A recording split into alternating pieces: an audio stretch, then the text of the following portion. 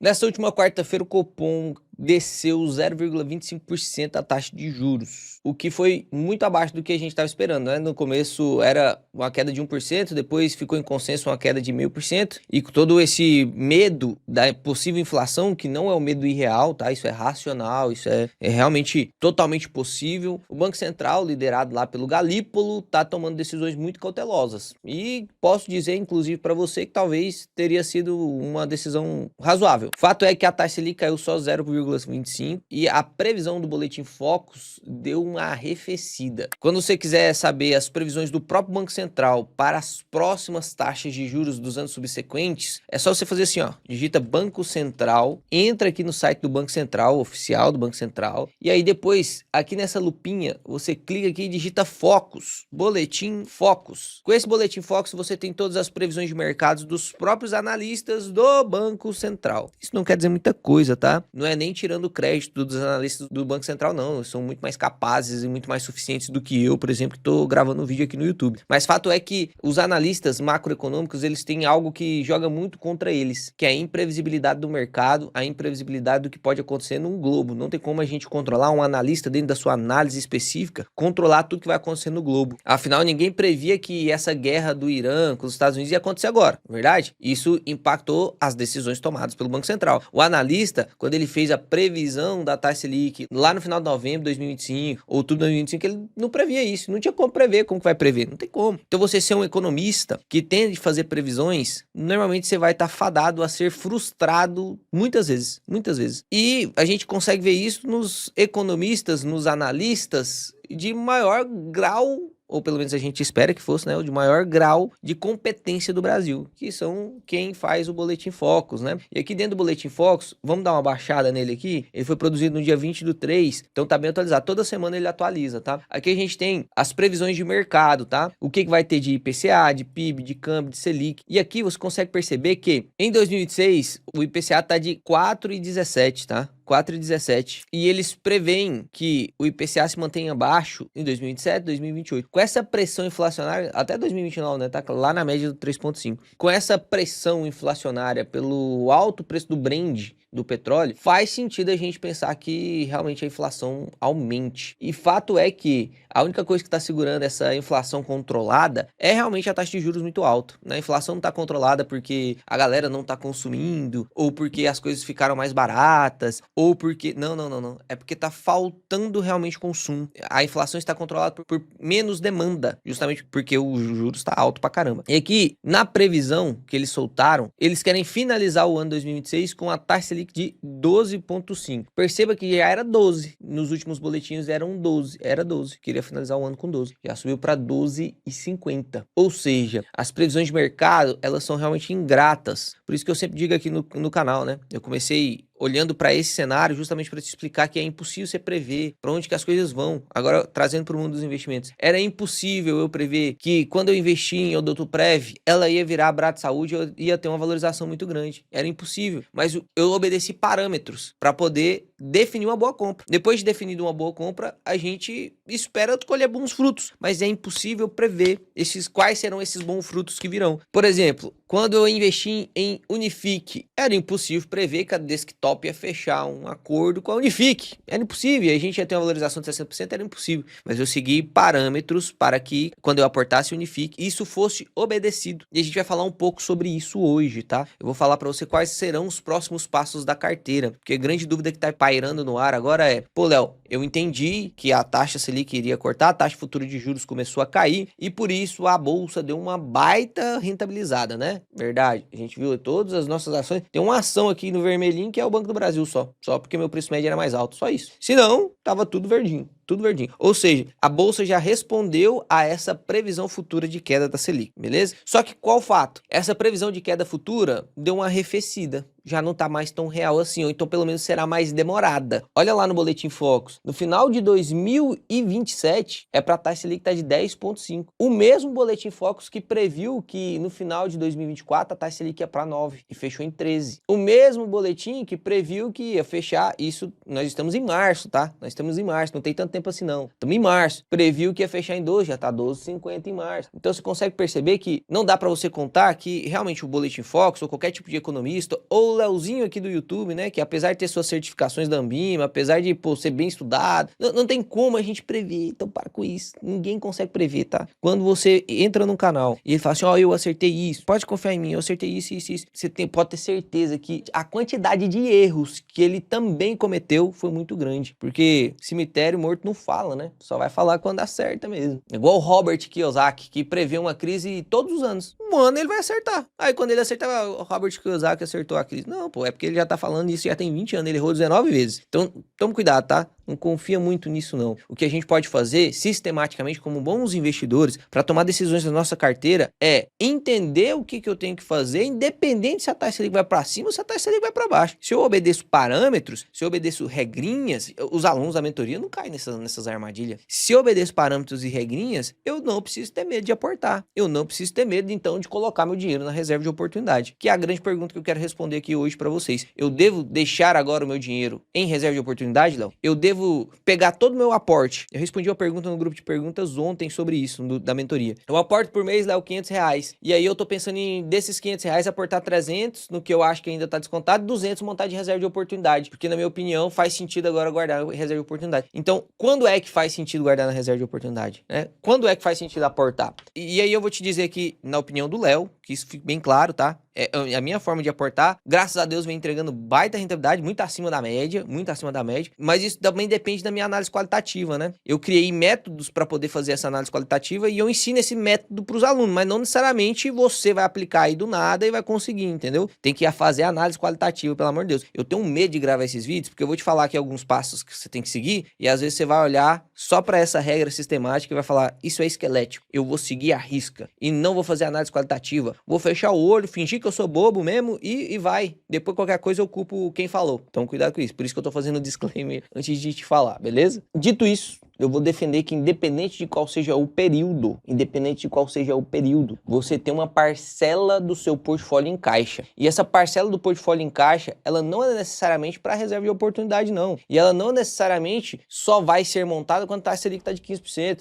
Já foi comprovado estatisticamente, não pelo Léo. Eu já fiz estudo empírico, backtest, já comprovei isso aqui também para os meus estudos, mostrei isso para os alunos também, mas isso já foi comprovado globalmente, galera. Não tem por que você ir contra isso. Assim, você pode criar uma estratégia diferente, você pode querer ser melhor ainda do que isso que já foi comprovado, é óbvio que você pode, mas qual é a chance você que trabalha 8 a 12 horas por dia conseguir realmente fazer estudos empíricos e estatísticos para que a sua carteira que você está começando agora, porque você está estudando ainda para fazer, renda mais do que testes globais já feitos, que funcionam lá nos Estados Unidos, que funcionam lá na Inglaterra, que funcionam lá na China, que funcionam aqui no Brasil. Qual é a chance? Talvez dê certo. E eu não tô falando que você não pode criar, tá? Talvez dê certo. Só que é muito mais fácil você melhorar a roda do que criar uma roda nova. Você pode pegar o método que já funciona e adaptar para sua realidade. Então, não faz sentido você não ter nada de caixa dentro do seu portfólio. Não faz sentido. Zerado de caixa, 0% de caixa. Não faz sentido isso. Ah, Léo, mesmo se a taxa Selic estiver pagando 2%, isso aí que você escutou, mesmo se a taxa Selic estiver pagando 2%, tem que ter um pouquinho de caixa. Percentuais? Aí depende do seu perfil de investimento, depende do que você quer com a sua carteira, depende qual o risco que você quer correr na sua carteira. Aí tem que montar o método de alocação, né, meu amigo? Aí realmente precisa de estudo. Não tem como eu te ensinar tudo aqui no YouTube, até porque eu demoro 530 aulas dentro da mentoria para ensinar isso pros alunos. Não tem como eu te ensinar tudo em 20 minutos, né? Eu fico puto porque às vezes a galera quer que eu fale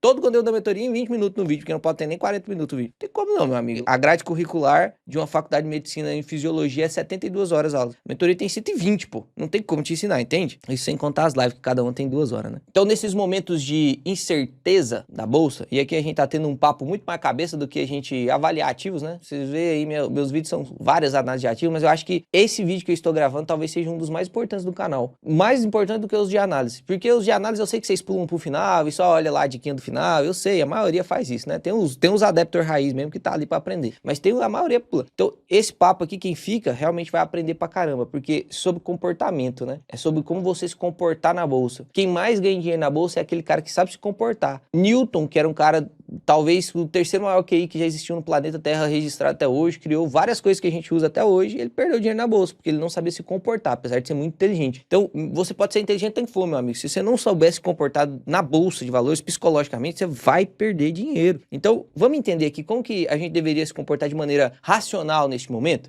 Bom, nesse momento você tem duas decisões para fazer. Ou você pode deixar o seu dinheiro na Selicona, que apesar de ter caído de 15 para 14,75, 14,75 ainda é uma baita rentabilidade, concorda comigo? E mesmo que caia para 12,5 no final do ano, vamos abrir uma calculadorinha aqui? Ó, calculadorinha, vamos supor que caiu realmente para 12,5% ao ano. Se você deixar pelo menos 2 anos na Selic, e considerando que é porque aqui, teoricamente, a gente teria que fazer a média, porque se realmente a gente for considerar que lá no final de 2027 realmente esteja em 10,50, a sua taxa Selic não vai render 14, nem 12, não, vai render a média desse período. Então, vou pegar aqui a média do ano, 14,75, tô fazendo média das médias aqui, tá? Mais 12,50, que é o que vai finalizar, e eu vou dividir por 2 para ver mais ou menos a média do ano, quanto que vai ficar, tá? Mais a média do ano que vem, ali de 10,5, tá? Dividido por 2, vai dar mais ou menos aí uns 12% de rendimento para quem investiu hoje na Selic, deixar até o final lá de 2027, considerando que o Fox vai acertar essas previsões. Você renderia ali 12,06% do seu patrimônio. Só você tem que pagar imposto de renda. E imposto de renda mínimo na renda fixa é 15%. Então, teoricamente, você teria um rendimento de 10,25%. E posterior a isso, a taxa Selic vai continuar caindo. Então, você teria um rendimento de 10,25%. A galera tá investida em Selic, esperando-se um rendimento líquido para poder fazer seus custeios, né? Enfim. E tem o outro tipo de pessoa que está tentando usar dessa oportunidade, já que a renda fixa está tão atrativa. Você concorda comigo que se a taxa Selic está muito atrativa, imagina que essa caneca brilhando aqui, ó,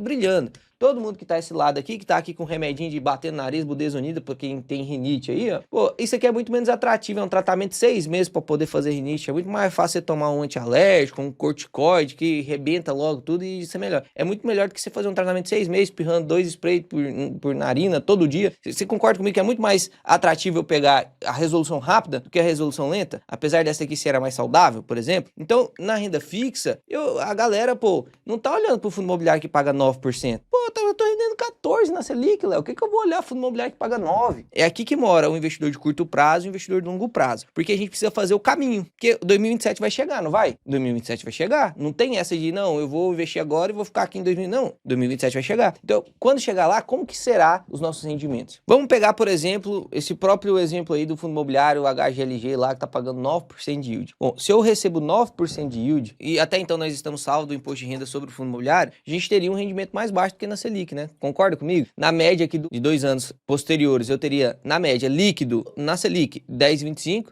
e no HGLG 9%, por exemplo. Faz sentido, Léo, então, eu ir para Selic. É isso que todo mundo tá pensando, né? É por isso que, inclusive, a Bolsa e os fundos imobiliários passaram descontados por muito tempo, porque naquele momento, todo mundo tava olhando para Selic, faz sentido eu ir para Selic. E agora já começou a haver essa reversão. Sabe por quê? Porque a galera começou a enxergar isso aqui, ó. Depois, isso aqui, o HGLG vai perder em 1% de yield ao ano para a Selic. 1,25% de yield ao ano para a Selic. Então, no segundo ano, ele estará com uma perda de aproximadamente 2,70 se a gente jogar nos juros compostos. Se você investir hoje, só acompanha o raciocínio, que depois eu vou te mostrar na tela aqui alguns cálculos. Sempre você tem que confiar em quem mostra cálculo, porque se não mostra cálculo, é só coisa da cabeça, né? Porque se não for coisa da cabeça, ele consegue mostrar cálculo. Então, olha só, se eu pego e assumo a responsabilidade, assumo o risco de, se eu investir no HGLG, eu vou render em 2 anos 2,7% a menos, pô, eu tenho que exigir do HGLG alguma coisa. Porque se a taxa livre de risco, que é a Selicona, tá me pagando mais do que o HGLG, por que eu vou investir em HGLG? Concorda comigo? Não é racional isso? Não é esse o pensamento de primeiro nível da maior parte das pessoas? A gente começa a quebrar esse raciocínio quando a gente joga um pouquinho pro longo prazo. Um pouquinho pro longo prazo. Olha só, a Selic repassa a inflação? Não repassa a inflação. Se a inflação for de 12, a Selic de 10, você perdeu 2%. O HGLG repassa a inflação? Já gravei um vídeo te mostrando isso aqui. Tá aqui, ó. O HGLG, será que repassa a inflação? Será que não? Já gravei sobre as ações também. O nome chama o mito da inflação, né? Já gravei também para vocês sobre as ações. Será que as ações repassam a inflação? Será que os fundos imobiliários repassam a inflação? Será que você tá olhando só pro curto prazo mesmo e olhando no rendimento nominal? Ou será que você sabe avaliar realmente o que vai acontecer? E não só isso. Vamos quebrar mais um pouquinho esse raciocínio de curto prazo. Esse raciocínio de primeira linha aí, né? O leigão. O leigão, o tiozão da renda fixa. Cuidado. Não que tenha errado, porque eu tenho parcela da minha carteira em renda fixa também, ué. A gente precisa entender para onde você vai levar seus investimentos. Depois do segundo ano, o que vai acontecer? Lá em 2028,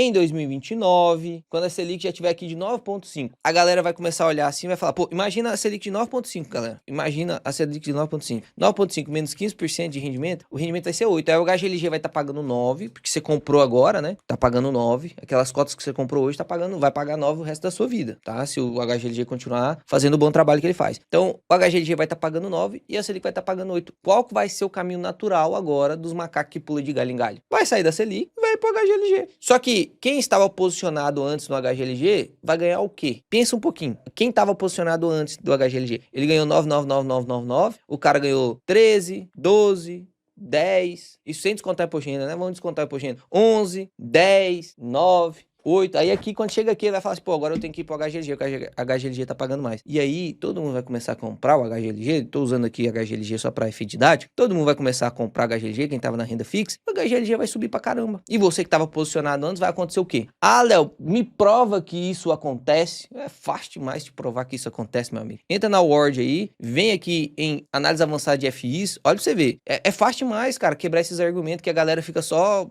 né, pensando. É fácil, é só você abrir um relatório, mano, é só você abrir o histórico, não tem complexidade não. E calma que eu já vou falar sobre a carteira. Eu só tô te passando o disclaimer inicial pra você virar homem ou moça de verdade, né? Tem que ser um investidor de respeito, pô. Tem que bater no peito e defender a tese, né? Então, olha lá, vamos pegar aqui no momento em que a taxa Selic, palhaçado isso aqui, no momento que a taxa Selic estava de 2%. Lembra lá, pré-pandemia, taxa Selic 2%? Todo mundo que tava na renda fixa ficou louco, porque logo antes, em 2016, 17, 18, lembra? Dilma, Temer, greve dos caminhoneiros, 2017, 18, pau, Selicona de 14%, lembra? Quem lembra? 14% de Selicona. Todo mundo, renda fixa. Cadê? Fundo imobiliário, ação? Não, renda fixa. Ah, começou a cair a Selicona. Prau. Pré-pandemia de 2019, 2% de Selic. O que o pessoal da Selic falou? Não, tem como não, meus rendimentos estão rendendo só 2%. Eu vou pro fundo imobiliário, que está me pagando lá isento de dividendo. E aí o que aconteceu com o fundo imobiliário? É isso aqui. Olha o que aconteceu aqui no auge da taxa Selic 2%. PVP do HGLG tá de 1,52. Tá, os caras estavam pagando aqui quase R$200 no HGLG. Hoje, o PVP tá de 0,94 e ninguém quer. É a mesma coisa que tá acontecendo lá quando a taxa Selic tava alta. Olha lá em 2015, quando a taxa Selic tava 0,96. Mesma coisa. Daí esse cara que comprou em 2015, que é o mesmo cenário de a gente comprar hoje, por exemplo, e eu nem tô falando do HGLG, porque eu já vou te mostrar como você vai escolher seus fundos imobiliários. Ele ganhou toda a valorização, que foi de 58% sobre o valor da cota que ele comprou. O VP subiu pra caramba, né? 58% de valorização, ou seja, só a valorização nesses últimos 3 anos aí dos investimentos dele, 4 anos, ele teria ganhado 10% só na valorização, mais o yield que ele conseguiu na casa dos 9%. Então, 19% por ano. Enquanto a Selicona, que investiu, era 14, menos imposto de renda, 12. Percebe que é um jogo de longo prazo? O cara que comprou aqui estava sendo caçoado porque estava investindo em renda fixa, porque tinha um pensamento de primeiro nível. Aí depois, quando chegou aqui, o cara que investiu em fundo imobiliário, ele pôde vender os fundos imobiliários se ele quisesse, ele pôde continuar com o yield coach alto, mas ele estava ganhando muito acima da Selicona. Entendeu? Tome cuidado para você que quer deixar seu dinheiro na renda fixa. Esse é o primeiro ponto. Todo na renda fixa, né? Porque deixar dinheiro na renda fixa tem que ter. Um pedacinho do caixa tem que ter. No Kraken, que é um método de alocação, o primeiro K vem de caixa. Porque tem 2K no Kraken, né? Eu coloquei o caixa no primeiro K. Não foi na quarta letra do Kraken, não. A quarta letra do Kraken lá, o outro K é cripto. Por ordem de importância mesmo, tá? Quase por ordem de importância. Quase. A caixa tá aqui no primeiro.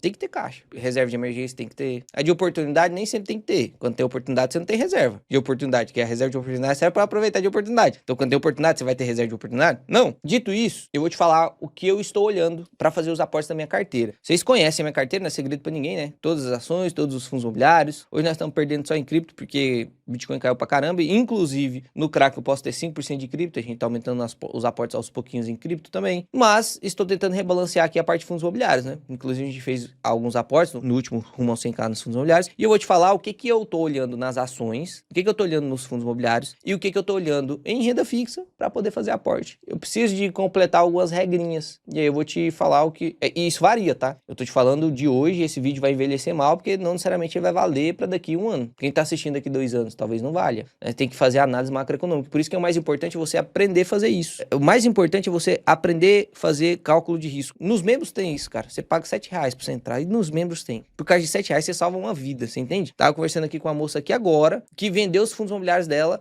Vou até mostrar essa... Uma moça veio conversar comigo, porque ela entrou num grupo que eu estava, e aí ela me reconheceu lá, e falou, pô, Léo, que legal, tal. Pediu uma ajuda aqui, sobre uma opinião que eu pudesse dar pra ela e tal, e a gente tava conversando. E olha só o que ela falou, ó. Tava contando aqui da parte financeira dela, e aí ela falou, em dezembro de 2025, quando eu vi meus FIs tudo caindo, me deu muito medo e vendi. Perdi 130 mil. 130 mil ela perdeu vendendo os fundos imobiliários. Por que ela fez isso? Foi comportamento. É uma médica. Não é burra. Você entende que não é assim, falta de inteligência? Não, é inteligente. Não tô dizendo que todo médico é inteligente não, tá? E que quem não é médico não é inteligente, não, não é isso. Mas tô falando que o grau de inteligência dela, pelo menos de disciplina pra estudar, é alto. Ela se formou e se especializou. Ou seja, não é todo mundo que consegue ganhar dinheiro na bolsa se tiver comportamento errado. Aqui foi medo. Ou ela não sabia analisar fundo imobiliário, ou foi medo. Foi falta de conhecimento ou medo. E aqui depois eu fui e falei, ó, pô, não me segui então, porque nessa época eu tava comprando. Eu gravei vídeo lá na lua de mel. Quem lembra? Na lua de mel gravei. E aí ele falou, é simplesmente sobre medo. Sou sozinha e tal, enfim. Então perceba, não caia nisso, cara. Aprenda a fazer seus cálculos. A única coisa que pode tirar medo é conhecimento. E tem que ser assim, uma dose de conhecimento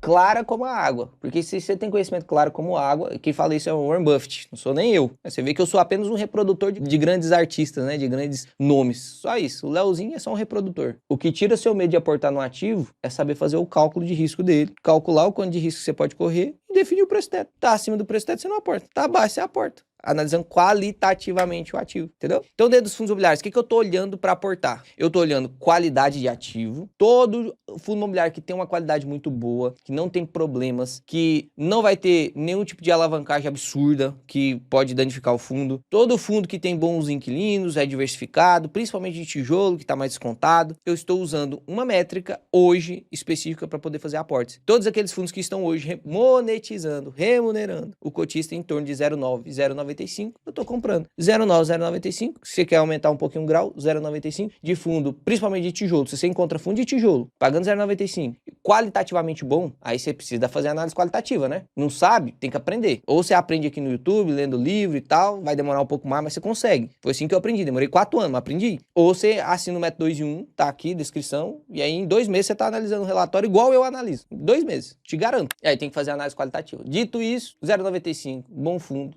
Focar em tijolo ou fundos imobiliários indexados a IPCA+, descontados, pagando 0,95, tô aportando, aos poucos, mas tô aportando. Então, se eu tivesse R$500, reserva de oportunidade, ou um fundo de tijolo pagando 0,95, descontado e tal, que tem possibilidade ainda de crescimento de cota. Pô, você imagina, vamos pegar aqui o exemplo do GGRC. Não é recomendação de investimento, é só pra você prestar atenção, né? Não tem como eu te dizer que o fundo é ruim, sendo ele a maior posição da minha carteira, né? Eu não tô te recomendando que você invista nele, mas não tem como eu falar é ruim, né? Infelizmente, não tem como eu te falar que é ruim pra tentar te desmotivar de investir. Na verdade, é o contrário, é um fundo bom, mas estude ele, não é recomendação de investimento. Olha só, tá pagando 10 centavos por cota, 10 centavos por cota, e não é só sobre o rendimento, mas a gente precisa olhar o rendimento para bater isso na renda fixa. Tá pagando 10 centavos por cota, o preço do fundo tá R$10, ou seja, tá pagando quase 1% de yield. Vou até fazer a conta aqui, ó. 0,10 dividido por 10, 16, pagando 0,98 de yield, 0,98. Então bateu lá o 0,95 de exigência que eu tenho. Aí, tá descontado? Tá descontado, tem possibilidade de subida, então tem possibilidade de subida. Quando a taxa realmente cortar, a galera vai vir louca para receber um pouquinho mais de yield, vai aumentar o preço de VP aqui de muitos fundos que estão descontados hoje. É de tijolo? É. Aí vai para análise qualitativa. Então esses primeiros 3 passos aqui, análise qualitativa. Primeiro, então eu passo esses primeiros 3 passos. Tem um ranking aqui do método 2 em 1 para te ajudar na Word, que você consegue ver os rankings dos fundos imobiliários. Então, selecione logístico. Aqui você já tem os rankings. Ó. Se eu tiro o risco aqui, subindo o VP dos fundos, ó, de 0,9 para 0,5, que é só a nata. Olha, só a nata. Lá, GGRC em primeiro lugar. Tá vendo que não é difícil? É só você ter método, aí o 2 em 1 é o melhor do planeta. É só você ter o mínimo de força psicológica pra você aguentar a queda e não vender quando tá subindo também, né? Porque se você for vender, você corta as flores antes delas... Como que fala? Debochadas? Não, calma aí. Antes delas desabrocharem. Se não você cortar as flores antes dela desabrochar... Rapaz, que palavra difícil. Você entendeu, né? Você arranca as flores antes dela abrir, né? O broto. É isso.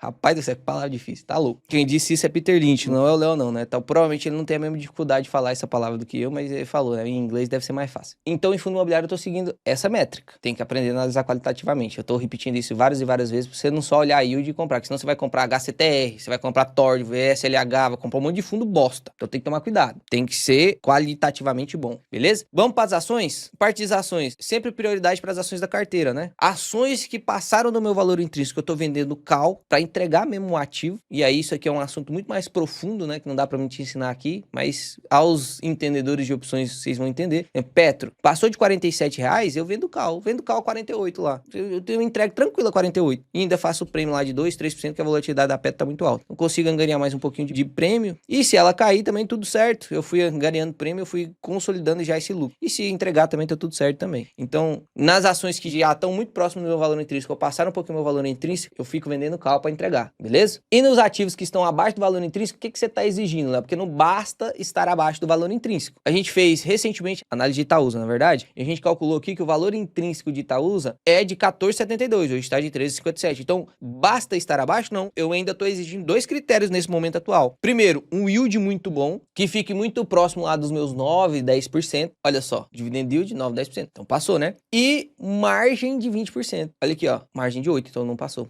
Então seria basicamente aquele fundo imobiliário que tá pagando 0,9, é qualitativamente bom, só que não tá tão descontado assim. Aí talvez não faça sentido aportar. Talvez faça sentido você olhar outro. E aí eu quero te mostrar aqui agora fazer um cálculo do valuation de uma outra empresa. E aí é muito fácil dentro da Ward você fazer esse cálculo do valor intrínseco, tá? Eu deixei aqui bem certinho, bonitinho. Isso aqui foram anos de estudos do Warren Buffett, do Damon Daran, livros aí de 300, 500 páginas resumidas para você numa ferramenta, né? Então você tem que usar essa ferramenta, pelo amor de Deus. Isso aqui vai te facilitar tanto que eu tenho certeza que você vai errar muito menos. É só você usar errada a ferramenta, mas consegue usar tranquilamente. Aqui, olha só o que eu tô simulando na BB Seguridade. Não é segredo pra ninguém que a BB Seguridade tá descontada, né? Já gravei quantos vídeos pra vocês? Vamos contar depois? Quantos vídeos eu já gravei pra vocês de BB Seguridade nesses últimos 6 meses? Tanto que a BB Seguridade se tornou a segunda maior posição da minha carteira, né? E só de yield agora neste mês, ela vai me pagar, agora nesse mês de março, ela me pagou metade do meu yield, né? Ó, desses 24 mil de proventos que eu recebi, pô, 12 mil foi de BB Seguridade, tá? Então, beleza. O que eu tô adotando aqui? A gente tá adotando um ROI de 50%.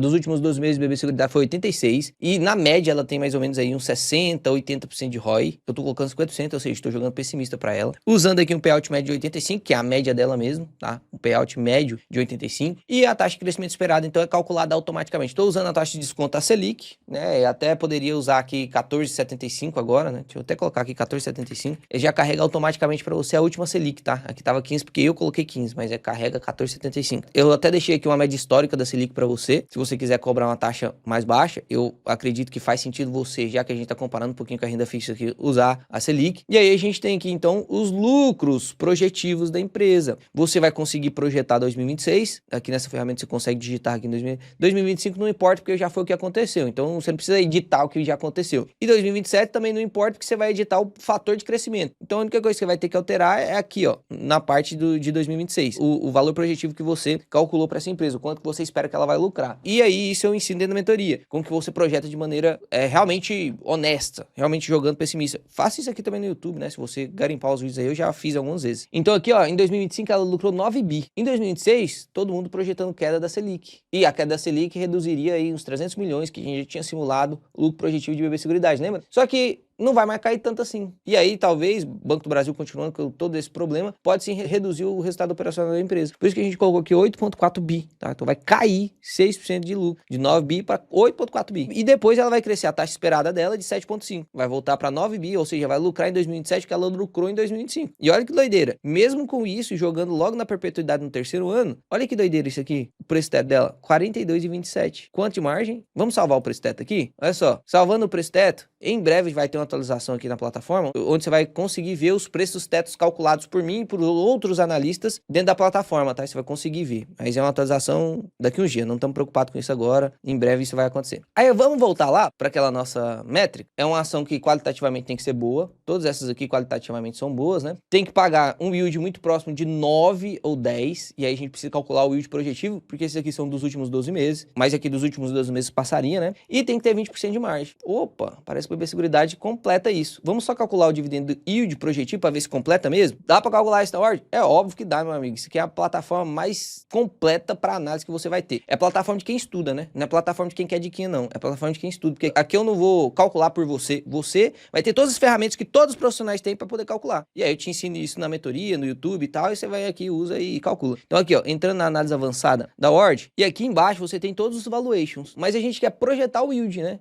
qual vai ser o yield projetivo. E se passar no preço teto de yield projetivo, a gente consegue então decidir se faz sentido continuar aportando BB Seguridade ou não. Qual que foi o lucro projetivo que a gente colocou? 8,4 bi, não é verdade? 8,4 bi para 2026. Olha que doideira. Se ela lucrar 8,4 bi, com um payout de 85%, que é a média dela, se a gente tira a tesouraria, que ela tem realmente muitas ações na tesouraria, vou remover então as ações da tesouraria, perceba, ela tem um yield projetivo de 10%. Não é 13% igual ela pagou nos últimos 12 meses, mas é 10%.